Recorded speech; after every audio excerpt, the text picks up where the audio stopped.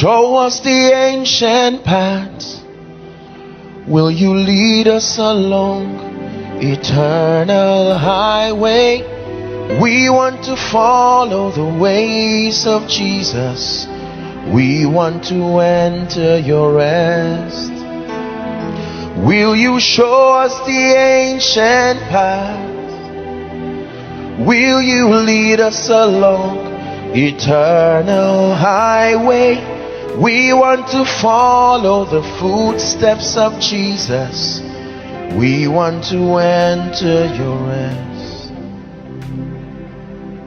Any activity that stems from this motivation, love for Jesus and a desire to see him glorified, is ministry. That means, listen carefully, that means if I clean this speaker from a standpoint of that motivation, that I want to see Jesus glorified, what I am doing as far as the realm of the spirit is concerned is equal to what is happening on a crusade ground.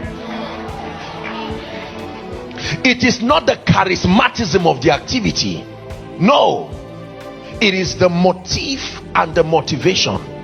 That means if a woman, you've heard me say it again, if there is a need for a prophet in Port Harcourt and a woman says, Lord, my womb is available, her act of giving birth is called ministry, because it is a contribution to kingdom come.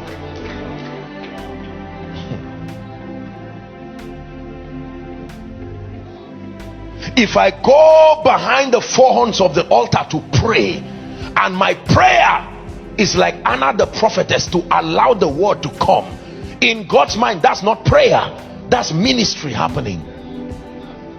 If I carry my resources and I bring together, I say let there be an abundance to the end that souls be saved, the name of Jesus lifted, it stops being a donation immediately. The difference between a donation and ministry with your finances is the revelation behind it. Don't forget what we are dealing with. There is a long journey we have in this conference. Fundamentals of effective ministry. We are redefining terminologies. So when you say you are a minister, don't be too quick to say you understand what you're saying. Just let me define it. We'll soon define who a minister is. Let's look at ministry. Ministry.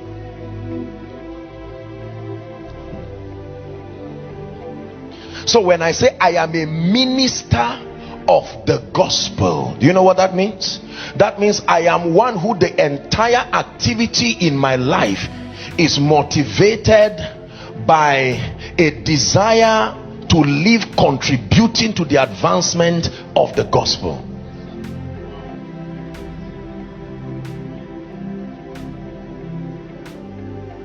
Any activity that stems from this motivation is ministry, and any activity that does not stem from this motivation is not ministry. Just because I have 5 friends and everyone is preaching and I decide to also have a church, I may be sincere, even saving souls, you are not in ministry. The motivation must be to see Jesus lifted. The motivation must be to see Jesus glorified. So whilst as the choir people, I came in and I saw your lovely people worshiping, you can hold this mic as a celebrity musician, and then that's entertainment. But you can hold this aware that someone in the congregation is hearing me speak, and I'm using my voice and this mic. Are we together now? That whilst I am singing, I'm giving you a piece of my secret place, to the end that someone's life comes close to Christ. This is ministry. The hour does not come when the preacher comes on stage. The hour comes when your motivation is correct.